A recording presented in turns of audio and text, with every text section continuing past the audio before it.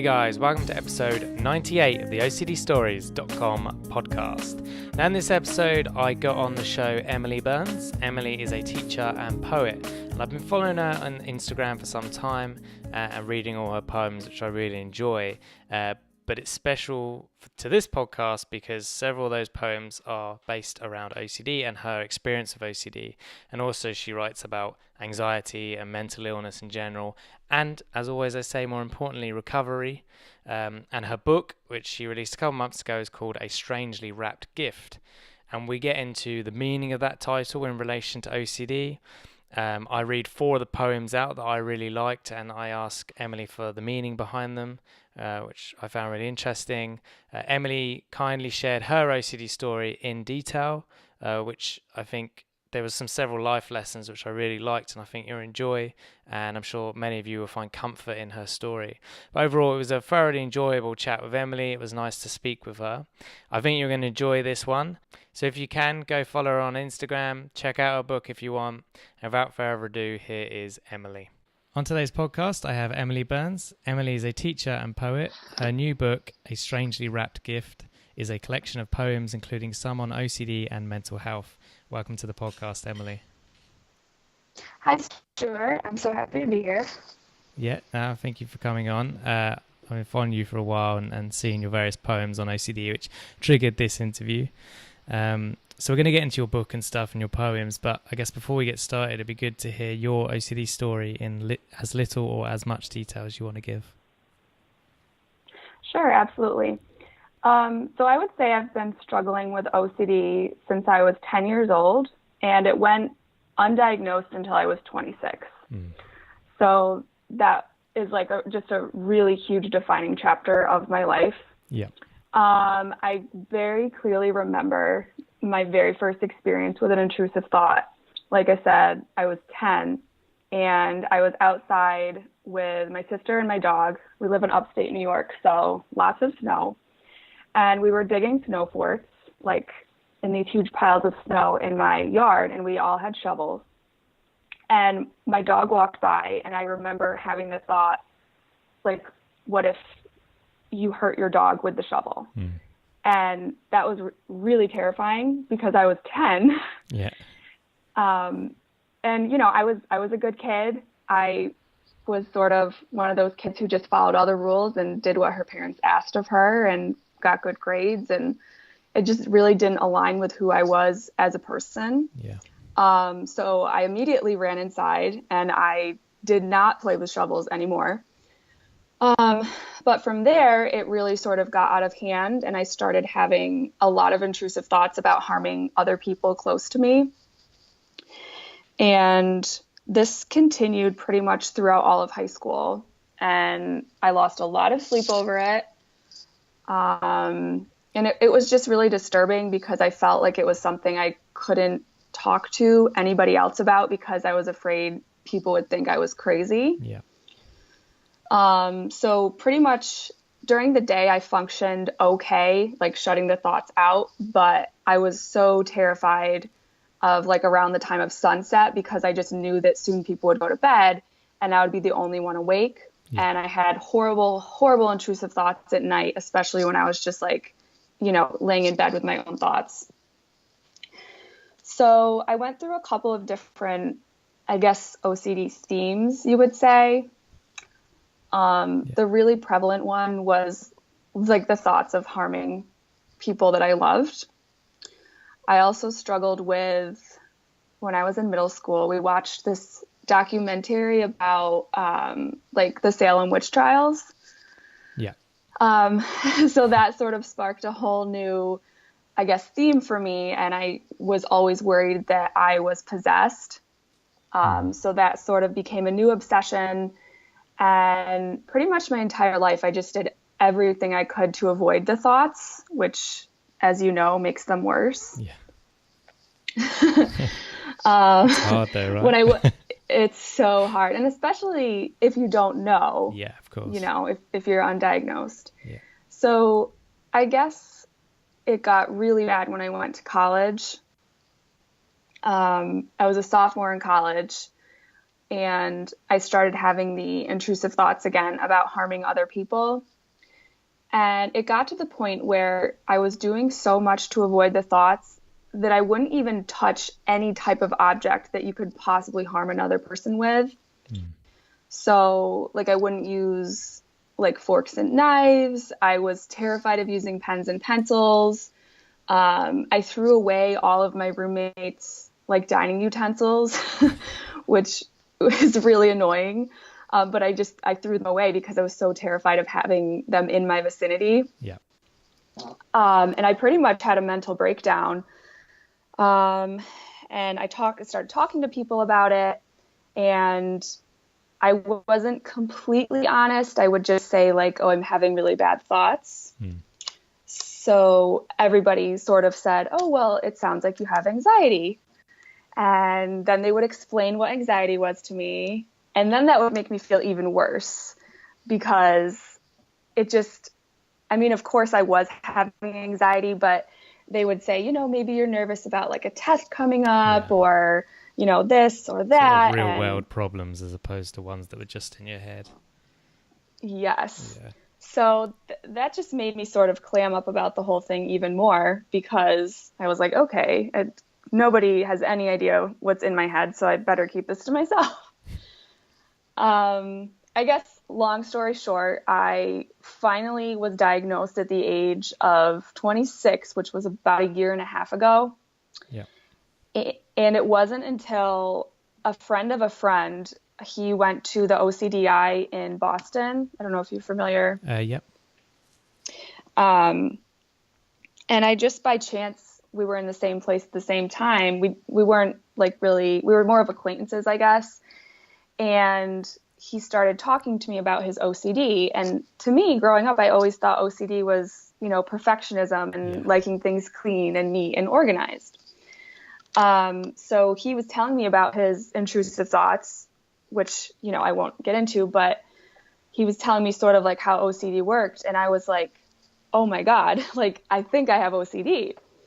So I went to, and I had also been through so many therapists who just weren't very helpful because I don't think they really knew about OCD. Yeah. So I finally went to a therapist and I just explained everything. And like, I was honest about all of my thoughts I've had and all of the compulsions that I would perform. And so I was finally diagnosed with OCD. And since then, it's just been like, I felt very empowered, I guess, because, I can only imagine how many other kids go through the same thing that I did, just like having these intrusive thoughts and keeping them to yourself because you're afraid of what other people will think. Yeah. So I really just wanted to like spread awareness of OCD through writing, because, OCD is so misunderstood, I think, of a mental illness. And there's still that stigma that so many people just think it's about hand washing. So, I really try to communicate what OCD really is through my writing. And I'm very open about my OCD, even though sometimes it makes people uncomfortable, I think, because they don't understand it. Yeah. But that's pretty much how I got to where I am now. Yeah. No, thank you for sharing your story and for being so open. I can completely relate throughout like my childhood. I didn't say anything because I didn't want to, quote unquote, seem insane. Right.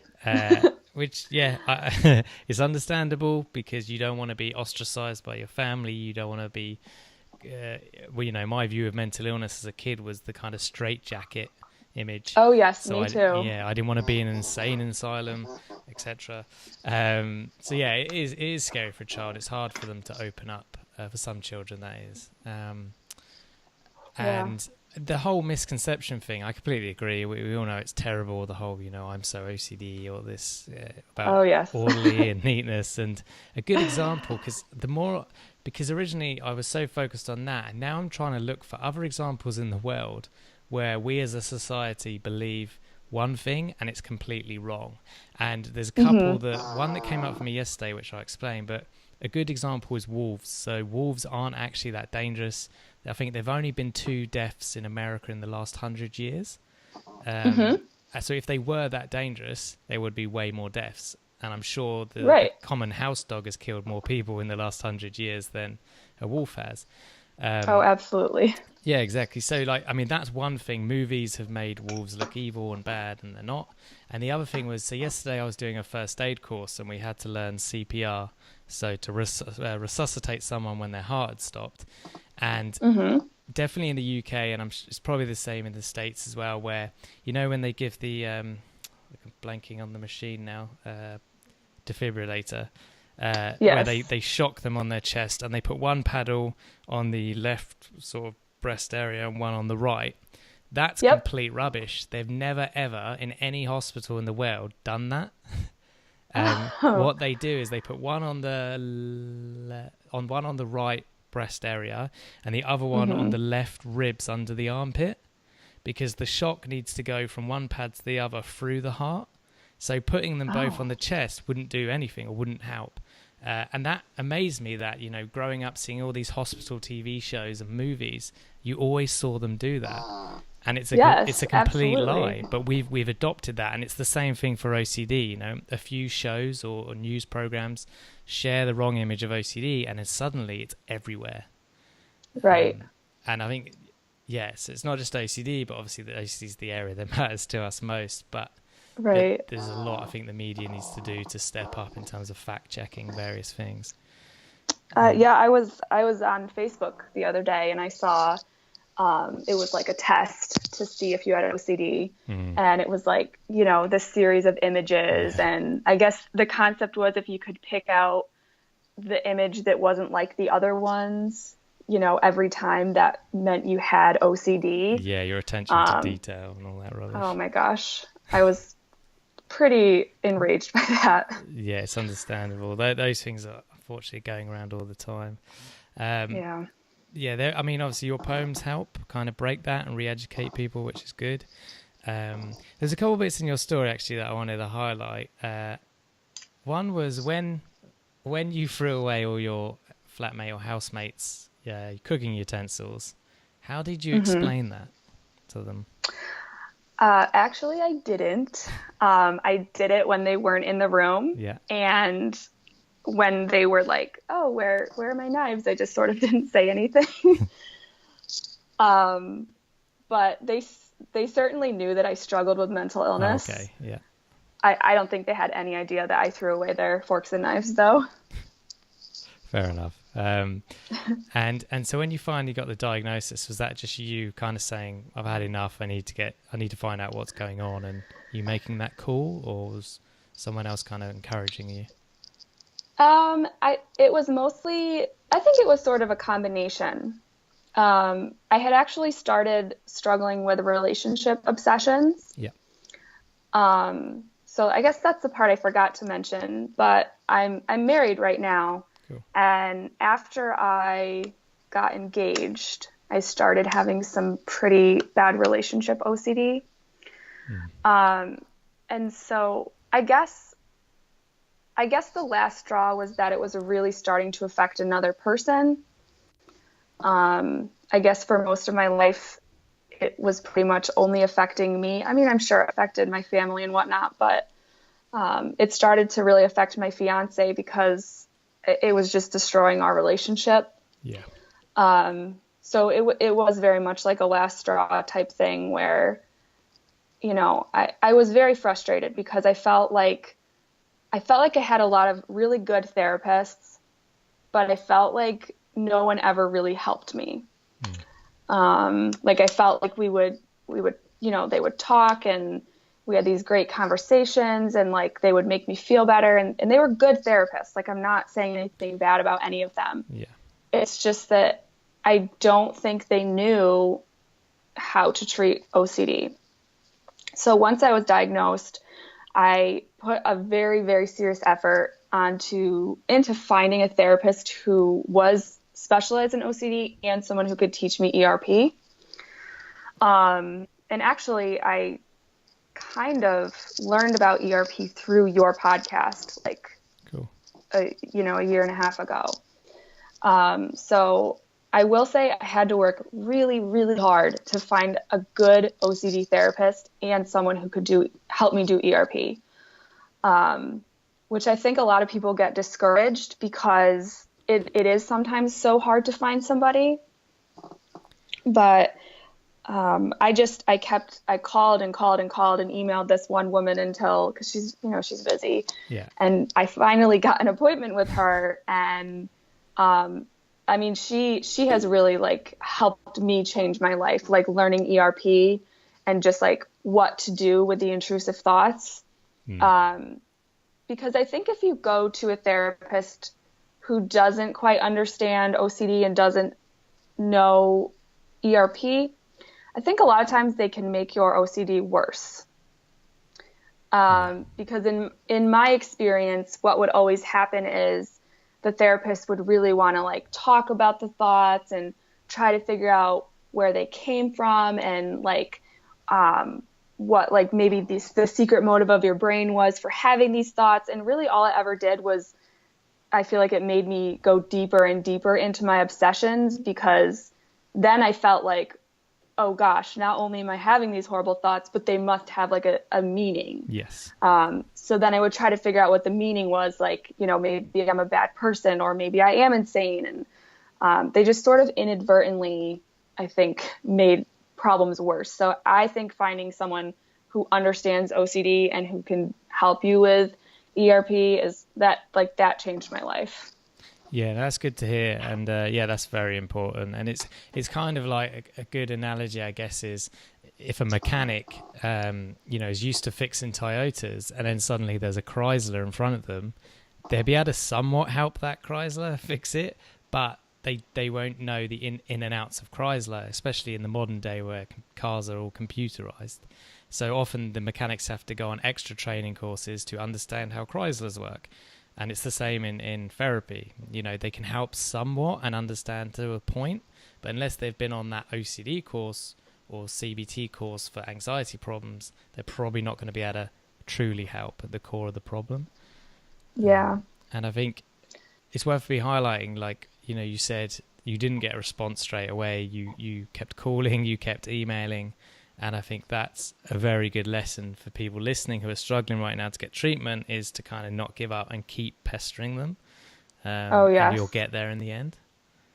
Yeah, I think I emailed this woman 6 times before she got back to me. And I mean, trust me, you feel annoying. Yeah. But you have to advocate for yourself. Absolutely. Yeah, that's a really good point. And other than obviously therapy, which has been massive for you, have there been anything else that you've changed about your lifestyle that has helped in recovery? I mean, I try to be as healthy as I can. I think exercise is really big for me. And I think just making sure I stay busy is important for me. Yeah. And it's not like, keep a constant distraction so you don't have obsessions. It's more like keep your mind occupied with something positive. Yeah.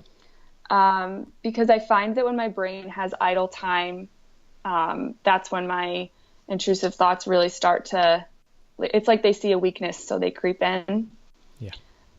So, I try to, that's another reason I started writing more is, if you're writing, your brain is pretty busy, where if you're just sitting and watching TV, your brain can sort of wander a bit. Yeah. I do watch TV, but I try to make sure I don't have like days and days of idle time. Like I'm a teacher, so summer vacation, I think before I got help for OCD, I really, I didn't do much over summer vacation, but now I make sure that I sort of have a purpose, I guess. Yeah. That's been helpful. Another thing that's been really helpful is just letting the people around me know what's going on, which I think can be really scary, especially if you have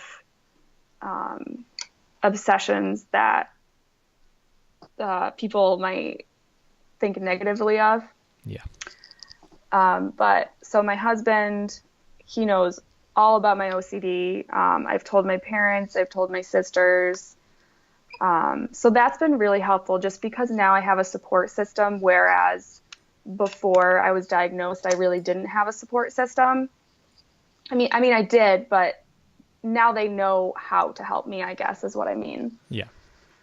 No, So, because that's really good.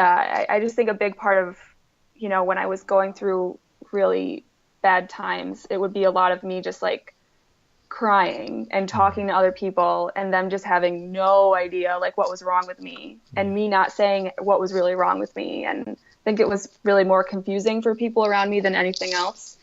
So I think at least having one person who really understands what you're going through is important.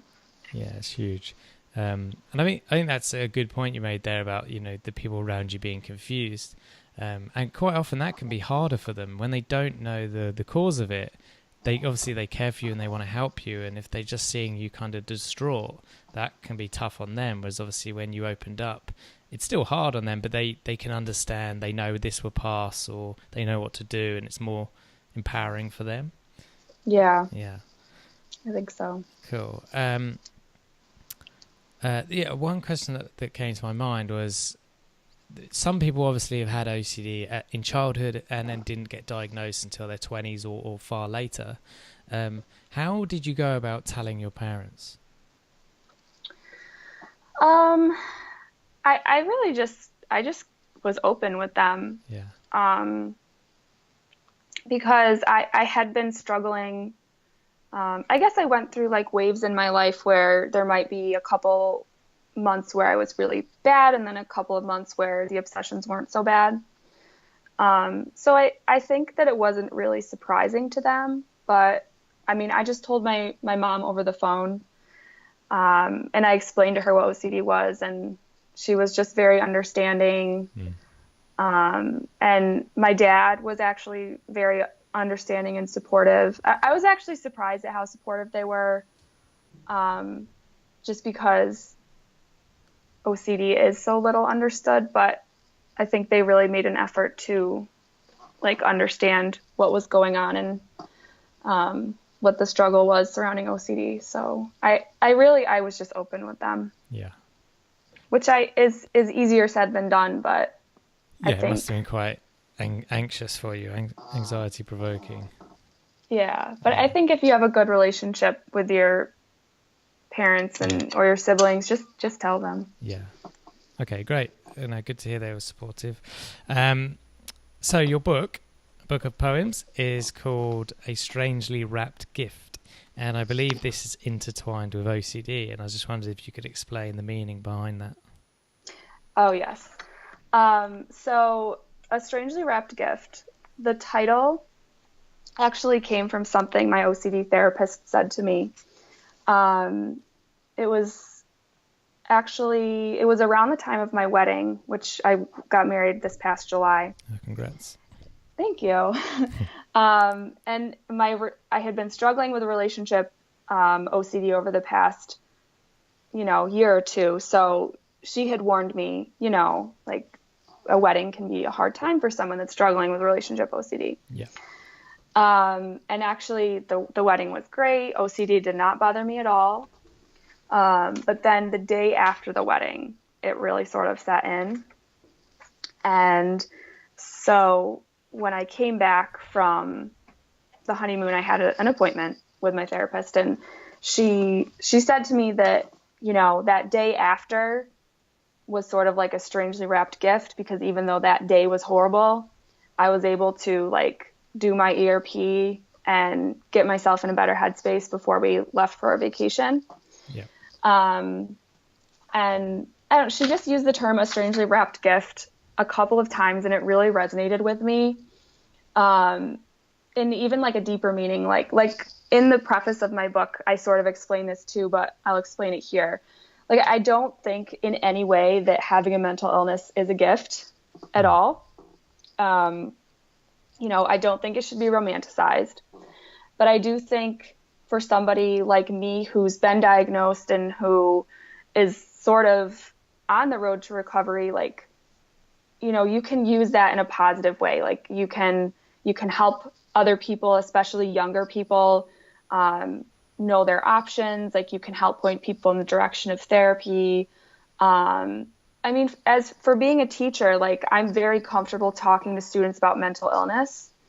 Like kids can come in my room during lunch and, you know, I've had like really serious talks with kids about their mental illness struggles. Yeah. And, you know, of course I refer them to the school psychologist after, but, you know, I don't feel uncomfortable talking to people who are struggling because I've sort of been there.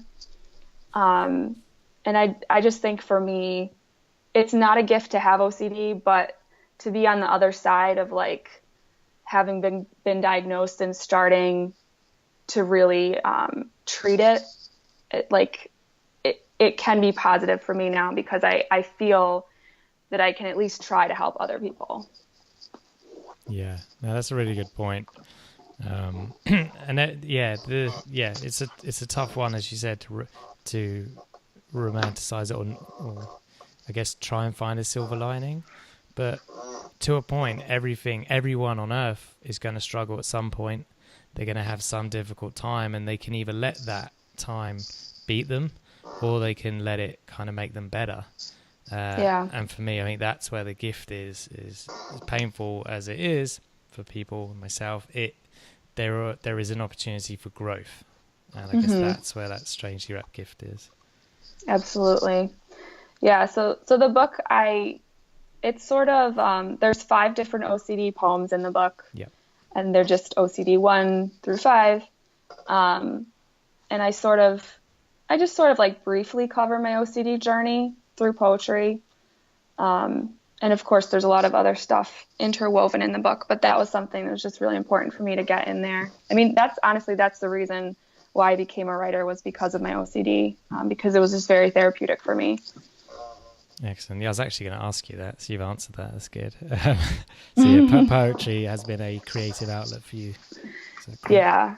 And it's something, you know, that I can do at any time. You know, I think for a while my sort of, I guess my own personal therapy was like going for runs. Yeah. But can't always go for a run. No. You know, I can always, you know, go on my phone and write, or just open up a notebook and write. You know, it's something that I can do pretty much anytime I need to. So that's been really helpful. Yeah, that's really good to hear. And did you start the Instagram page, which I'll link in the show notes for everyone listening? Thank you. And to your book. Did you start the Instagram page around the time of starting recovery, or was it something that was going before? No, I started it after I had started down my road to recovery. Yeah, because I would never have had the courage, I guess, to write about mental illness before I had been diagnosed and started down the path of recovery. So that was something that came after. Yeah, that's really good to hear. And as you say, it's something positive. It's kind of using that time to do something more value-led, something that's meaningful to you. And I think it can help, as maybe you found, is putting your energies into something more creative can help you kind of leave the thoughts alone, so to speak, and just let them be there. Yeah, absolutely. Yeah. Okay, cool. So what we're going to do is I've highlighted 4 poems, all kind of, I think I highlight them because I think they were recovery focused. And I just wanted to see, you know, why you wrote it and your meaning behind it. Sure. So the first one on page 93, anyone who has the book, it's called On Anxiety. Did you want to read it as you're the poet, or should I? I think you should read it because you have a British accent, and I always think British accents read poetry better. Oh, wow. Thank you. Okay, let's give it a go then. The anxiety you feel is just a scared little child. Hold her, dry her tears, and promise her you've got this, because you do. I like this, and I might explain why, but I just wanted to get, you know, your take on this poem. So this was another poem that was sort of inspired by my OCD therapist. She actually told me a strategy when you're struggling with anxiety that you can use is to sort of like think of your anxiety as a whole other entity. Like, think of the things your anxiety is telling you. Imagine like a little kid was saying that to you. And what would you say to that kid that was scared over things that maybe they didn't need to be scared about? Like, you wouldn't be hard on them. I think often we're hard on ourselves, and, we call our anxiety stupid, or, we'll explain anxiety to someone and be like, I'm sorry, like, that's so dumb, but it's just worrying me. And she sort of just told me, when I'm really having anxiety, to treat yourself like you would treat a scared child. So that's sort of where that came from. Yeah, I love that. I think that's a really good way of looking at anxiety, because, as you say, when we're, I don't want to say mean to our anxiety, but when we're trying to get rid of it, push it away, we're actually going to get more of it. Right. It's paradoxical, but when we can allow it to be there and say, okay, I don't like this, but I'm going to give it room for it to exist, it soon goes. And as you say, a nice way of doing that is to see it as a scared little child that you need to hug and tell that it's going to be okay. That's cool. Okay, so the next one is it's called On Mental Illness on page 112, and it goes like this. How do you combat a foe who lives inside your mind? You love yourself and forgive yourself and let yourself be helped, and work and work and work until the demons dance a little quieter, and then you do it again. So just be good to get your take on that. So for me, this one is just about like not giving up, because I think that sometimes with recovery we get frustrated because we want there to be like a finish line. Yeah. And the truth is, there very rarely is a finish line for mental illness. It's just about, don't give up. Like, keep doing the things that you need to do to keep yourself mentally healthy. And just forgive yourself, because I know for me, I used to get frustrated because I would say, I'm doing my ERP, like I'm doing all the things I'm supposed to be doing. Like, why am I still having these obsessions? And if you think of it like that, it's not constructive. It's not going to help you get out of that bad place. Yeah. It's just, you have to be forgiving of yourself. You have to say, this is okay. This is going to happen. It's okay. Yeah. Yeah, really good. Yeah, self-acceptance and compassion are really important. And I like how you ended it and then you do it again, because positive mental health is a skill, and it's something you need to repeatedly do. Same as, if you stop lifting weights or running, you get bad at lifting weights and are bad at running. It's a habit. Yeah, that's a good analogy. Yeah. Again, next one is Breathe on page 134. And it goes like this. Take a break from it, all of it. Step back and observe the beauty of your fight. You can continue tomorrow, but for now, just breathe. So, I just wanted to see what that meant to you. Just, again, along the lines of forgiving yourself, not feeling like you have to conquer everything in one day. Just take, for me, it's just about taking every day one step at a time, and not, I guess for me, because I'm very hard on myself usually. So I have to remind myself, whatever your struggle or challenge is for the day, if you can't solve it immediately, it's okay. Like, just relax, just breathe, just focus on being okay in this moment. So I guess it's sort of like about mindfulness too. Yeah. Yeah. Yeah. No, I like that. I really like that. And then often I can't explain why I like poetry. It often just resonates with me, kind of, I don't know, in my heart, for want of a better phrase, more so than my head. So when I read something, it kind of sticks out. So this next one on page 165, called Asking the Stars, it goes like this. I often ask the stars, what would they do if they were me? But they just keep shining, and so do I. So what does this mean? Oh, this is actually like one of my favorite pieces that I put in the book. Yeah. I think, I mean, it's sort of like just a poetic way of just do you, Yeah. just do the best you can every day. Don't worry about how other people are doing or what other people are doing. Just do the best you can. Yeah. That's it, really. Yeah, no, I love that. Absolutely. We're all individuals and we have to know who we are and then do that, whatever that is. For a star, it's shining. For you, it's this poetry. For me, it's this podcast, I guess. And Yeah. yeah, I think that's an important message for people. Oh, well, thank you. Thanks. And okay, so got a few questions now. You listen to podcasts, I believe, so you should be familiar with these. Yes. The first one is you're in an elevator with someone who has OCD. They've just told you got 30 seconds with them. What do you tell them? The very first thing I would say was, are you getting help? Do you have a therapist? And if they said no, I would ask them why. And if it was because they were scared or they said, I can't find a therapist, I would just like super, super encourage them to try to find a therapist. And I think that would take up about all of my 30 seconds, but I could probably go on and on with them, forever.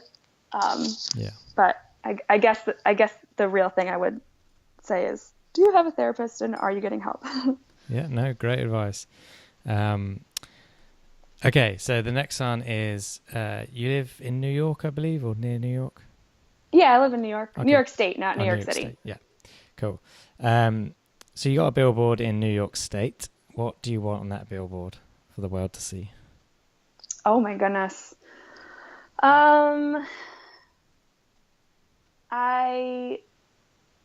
Let's see. You know what? I really like the phrase, it gets better.